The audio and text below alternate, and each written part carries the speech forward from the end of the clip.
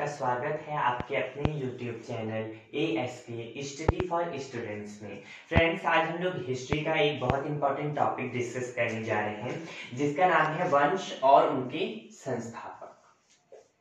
वंश और संस्थापक। बिना टाइम वेस्ट किए हम लोग तुरंत टॉपिक पे ही डिस्कस करते हैं। सबसे पहले हम लोग देख लेते हैं प्राचीन भारत के वंश। जैसा कि आप लोग जानते हैं कि सबसे पहले सिंधु घाटी सभ्यता से पहले मानव सभ्यता का जन्म माना जाता है। सिंधु घाटी सभ्यता के बाद भारत में वैदिक काल आया, वैदिक के बाद महाजनपद काल आया, उसके बाद से इंपॉर्टेंट वंश प्राचीन भारत से शुरू हो जाते हैं। तो सारे इंपॉर्टेंट वंश जिनके बारे में हमें स्टडी करना रहते हैं उन वंशों के नाम बिल्कुल सीरियल वाइज, बहुत सारे लोगों को सीरियल वाइज वंशों के नाम ही नहीं पता होते जबकि पेपर में पूछे जाते हैं।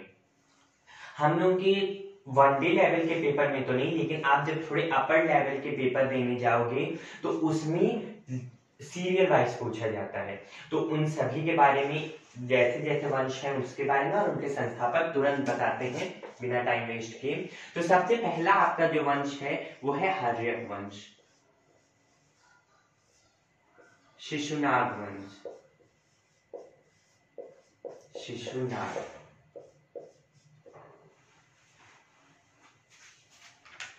नंद वंश, मौर्य,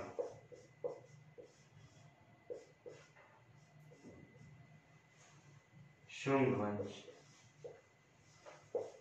कण्व वंश, सातवाहन वंश,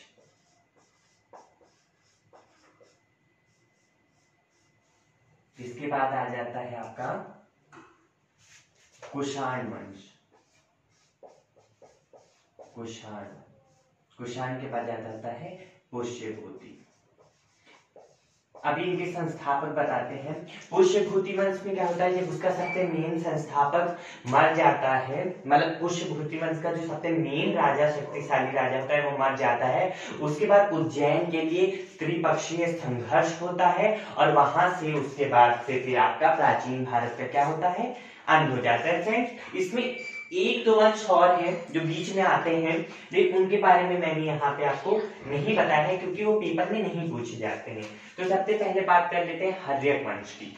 हर्यक वंश का जो आपका संस्थापक था वो था बिंबिसार। बिंबिसार। एक चीज याद रखिएगा, हर्यक वंश के ही टाइम में भारत पे धर्म सुधार आंदोलन या कि धार्मिक आंदोलन जो कि जैन धर्म और बौद्ध धर्म थे उनका उदय इसी काल में हुआ था। इस समय ही उन सबका उदय हो रहा था और चीजें हो रही थी, मतलब वो आंदोलन चल रहे थे। उसके बाद आपका आता है शिशुनाग वंश का जो संस्थापक था वो शिशुनाग ही था। नंद वंश का आपका संस्थापक था महापद्म नंद। इसका अंतिम राजा भी पूछा जाता है। एक कहानी इसमें छोटी सी जल्दी से बता देते हैं। जो आपका बिंबिसार था ये क्या था, बौद्ध धर्म का सबसे बड़ा प्रचारक था। पहली बौद्ध संगीति इसी के काल में हुई थी। जब आपको डिटेल्ड वीडियो हिस्ट्री स्पेशल की मिलेगी उसमें मौर्य संगीति होती क्या है और कब कब हुई थी वो सब बताया जाएगा। तो बिंबिसार बौद्ध धर्म को मानने वाला था, इसीलिए जो इसका बेटा था वो बौद्ध धर्म को नहीं मानता था, इसलिए उसने क्या किया था, बिंबिसार की हत्या कर दी थी और इसके बेटे का नाम था अजातशत्रु।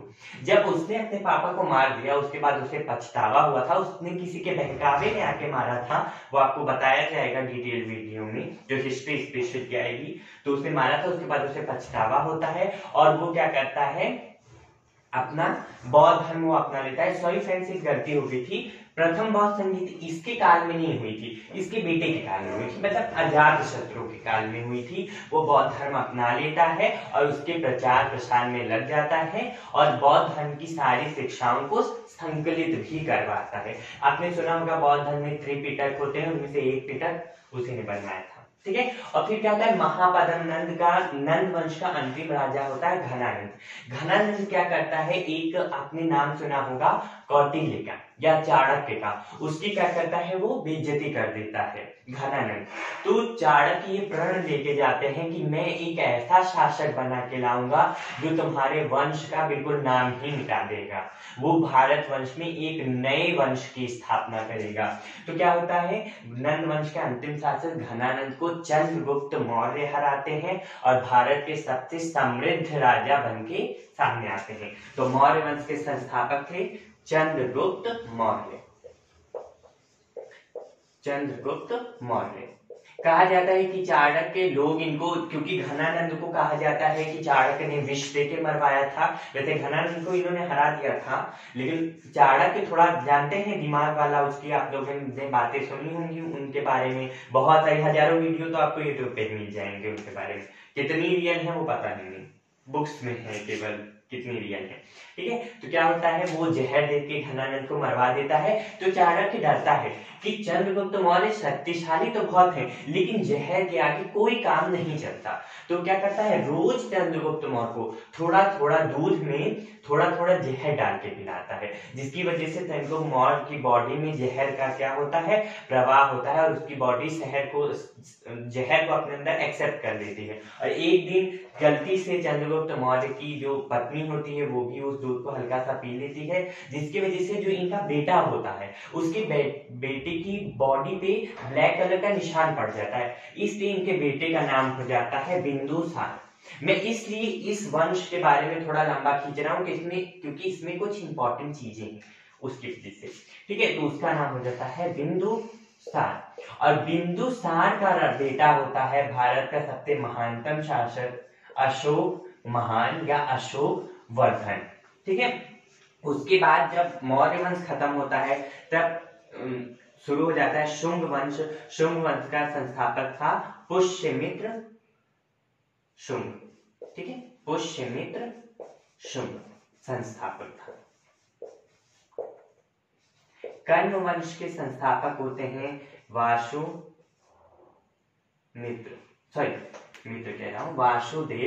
कर्ण। ठीक है। उसके बाद आता है आपका सातवाहन वंश, जिसके संस्थापक होते हैं सिमुक। अभी जल्दी कुछ पेपर्स में फ्रेंड्स सातवाहन वंश के संस्थापक के बारे में पूछा गया था, मतलब कौन थे। ठीक है। उसके बाद आपका आता है कुषाण वंश। कुषाण वंश फ्रेंड्स जो आपका चीन है, दक्षिणी चीन का, दक्षिण कह रहा हूं, पश्चिमी चीन का इलाका, वहां पे कुछ बर्बर जनजातियां थी जो वहां के पुराने लोगों से त्रस्त होकर, मतलब चीनी सम्राटों से त्रस्त होकर वो भारत की ओर पाकिस्तान वाले इलाके में आके बस जाती हैं, और वहीं से शुरू होता है आपका कुषाण वंश। इसके संस्थापक तो कुजुल कड़फिसेस होते हैं, मैं लिख देता हूं, इसके जो संस्थापक होते हैं वो है कुजुल कड़फिसेस। सॉरी ये थोड़ा लेते हो गया, कड़फिसेस, कुजुल कड़फिसेस। लेकिन इसका जो सबसे महानतम राजा है उसके बारे में पूछा जाता है, वो राजा है कनिष्क। आप लोगों ने सुना होगा इनके बारे में, कनिष्क। इनको दूसरा अशोक कहा जाता है, कनिष्क को दूसरा अशोक कहा जाता है। उसके बाद फ्रेंड्स ये गलती हो गई, सॉरी, पुष्यभूति वंश नहीं आया था, पहले गुप्त वंश आया था। वो जल्दी जल्दी में मैंने ध्यान नहीं दिया, इसको सही कर लीजिए। यहाँ पे गुप्त वंश। ठीक है। गुप्त वंश की स्थापना की थी श्रीगुप्त ने, और गुप्त वंश से ही, क्योंकि अभी मैंने बताया कि हर्यवर्ष में जैन धर्म और बौद्ध धर्म का क्या हुआ था, आंदोलन होने लगा था। एक चीज फ्रेंड जानी थी, जो वैदिक धर्म था उसमें कुछ त्रुटियां थी, मतलब जैसे कि औरतों को बहुत अच्छे अधिकार थे, लेकिन उन्हें अपने पापा की संपत्ति पर कोई अधिकार नहीं होता था। इसलिए जब मन चाहे तब उनका, आप लोगों ने रामायण में अच्छे से ये चीज जानी होगी कि श्री राम क्या करते हैं, सीता जी को उनके लोगों के कहने पे निष्कासित कर देते हैं अपने राज्य और अपने जीवन से, मतलब जीवन से नहीं करते हैं, मतलब अपनी फैमिली से मजबूरी में आके करते हैं। वही चीज थी, उसके लिए बहुत सारी चीजें हुई थी, तो उसी में जैन धर्म और बौद्ध धर्म की बातें भी आई थी, वो धार्मिक सुधार आंदोलन हुए थे। उसके बाद क्या हुआ, जब गुप्त काल आया तो ये बहुत लंबा पीरियड, लगभग 500 सालों तक ये पीरियड यहाँ तक आ गया। यहाँ पे क्या हुआ, फिर से जो वैदिक धर्म था उसका उदय हुआ। आप लोग जानते हो कि जब हम हिंदू धर्म फॉलो कर रहे हैं, हिंदुइज्म फॉलो कर रहे हैं, तो हम वेद क्यों नहीं पढ़ रहे फ्रेंड्स? इसीलिए नहीं पढ़ रहे क्योंकि वेद धर्म हर्षवर्धन वंश के पहले का है, और मेन हिंदू धर्म जो आज के समय में प्रचलित है वो गुप्त काल से है। इसलिए इतना अंतर है उस समय की बातों में और इस समय की बातों में, और बाद में और भी बहुत सारी बदलाव होते चले गए। तो इसमें श्रीगुप्त था, और इसमें बहुत इंपॉर्टेंट शासक जैसे कि समुद्रगुप्त, जिनको भारत का नेपोलियन कहा जाता है, चंद्रगुप्त, विक्रमादित्य, जिनका कहा जाता है कि उनकी जो न्याय व्यवस्था थी वो बहुत अच्छी थी। वो किसी का एक्सप्रेशन देख के जान सकते थे इसने गलत किया है कि सही। वो उससे ऐसे काम करवाते थे कि वो तुरंत बोल देता था कि मुझे माफ कीजिए, मैंने वो गलती की थी, और फिर छोटी मोटी सजा दे के उसे फिर उसको छोड़ दिया जाता था। और भारत का, प्राचीन भारत का या भारत का स्वर्ण काल कहा जाता है गुप्त वंश को, क्योंकि इसी समय भारत की बहुत सी मंदिरों, बहुत सी स्थापत्य कलाएं प्राचीन भारत की, उन सबका निर्माण हुआ। वैसे तो अशोक ने बहुत निर्माण करवाए थे, इसके बारे में अच्छे से आपको समझाया जाएगा, बट इस समय को याद रख लीजिएगा, गुप्त काल को हम भारत का स्वर्ण काल कहते हैं। उसके बाद आ जाता है आपका पुष्यभूति वंश। पुष्यभूति वंश को कुछ लोग वर्धन वंश के भी नाम से जानते हैं, ठीक है? पुष्यभूति वंश या वर्धन वंश, ये प्राचीन भारत का अंतिम वंश है पुष्यभूति वंश। इसके संस्थापक थे पुष्यभूति, और इसका जो महानतम शासक थे वो थे हर्षवर्धन। ठीक है फ्रेंड्स, तो ये हमारा प्राचीन भारत के वंश हो गए। अगर आप स्क्रीनशॉट लेना चाहें तो ले लीजिए, बाकी हम इसकी फोटो आपको अवेलेबल जो लिखा है इसकी करवा देंगे, कोशिश करेंगे कि करवा दिया जाए अगर हो पाएगा तो। ठीक है फ्रेंड्स, अब जल्दी से हम लोग आगे बढ़ते हैं और जितने वंश हैं उनके बारे में डिस्कस कर लेते हैं। इसके बाद फ्रेंड्स आपके दक्षिण भारत के वंश शुरू हो जाते हैं, उत्तर भारत का जो प्रभाव है वो काफी कम हो जाता है। ठीक है, तो आप जल्दी जल्दी और वंश देखते हैं। इसके बाद होता है आपका 1100 में मुहम्मद गजनी का आक्रमण। वैसे भारत में सबसे पहले आक्रमण कासिम ने किया था, अरब का शासक, बट मेन हमला 1101 से 1001 से 1027 तक मोहम्मद गजनी का होता है। उसके बाद भारत में मुस्लिम साम्राज्य स्थापित हो जाता है, जिसमें हम सबसे पहले पढ़ते हैं सल्तनत काल। फ्रेंड्स यहाँ पे छोटा सा बस आप लोगों को नॉलेज देना चाहूंगा कि भारत में तो मुगल भी मुस्लिम थे, ये सल्तनत काल के जितने राजा बने सब मुस्लिम थे। तो ये सल्तनत काल अलग क्यों पढ़ते हैं और मुगल काल अलग क्यों पढ़ते हैं? डिफरेंस क्या है? जब सारे मुस्लिम हैं, सारे लाइन से हैं, तो सबको लाइन से पढ़ा दो। मुगल काल अलग क्यों? इसलिए फ्रेंड्स क्योंकि सल्तनत काल के जितने भी राजा हुए हैं उन सभी अपने नाम के आगे सुल्तान लगाते थे। क्यों लगाते थे इसके बारे में आपको हिस्ट्री स्पेशल में बताया जाएगा। और मुगल काल के जो राजा होते थे वो पूर्ण स्वतंत्र होते थे, उनके ऊपर किसी का शासन नहीं होता था। लेकिन सल्तनत काल के राजाओं के ऊपर जो अरब के खलीफा होते थे उनका शासन होता था। वैसे वो शासन नाम मात्र का होता था, लेकिन कहा जाता है कि होता था। ठीक है, तो अब सल्तनत काल जल्दी से देखते हैं। इसमें 5 वंश आते हैं। सबसे पहला वंश आता है गुलाम वंश, दूसरा वंश का आता है खिलजी वंश, उसके बाद तुगलक वंश,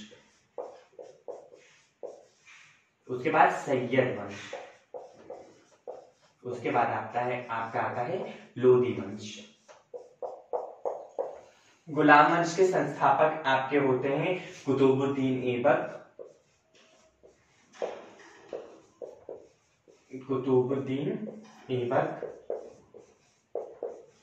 कुतुबुद्दीन ऐबक के बेटे नहीं होते हैं, कुतुबुद्दीन ऐबक के दास होते हैं एक्चुअली इल्तुतमिश।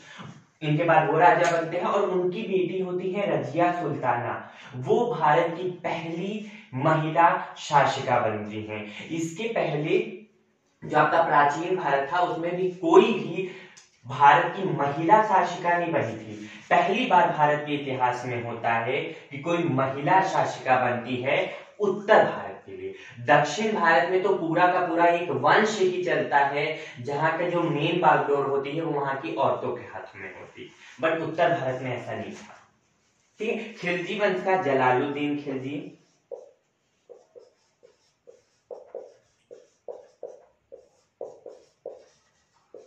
सैयद वंश का तुगलक वंश का गयासुद्दीन तुगलक। ये सब संस्थापक हैं फ्रेंड्स, जो आप लोगों से पूछे जाते हैं डायरेक्टली। तुगलक वंश का संस्थापक था, बताइए कौन?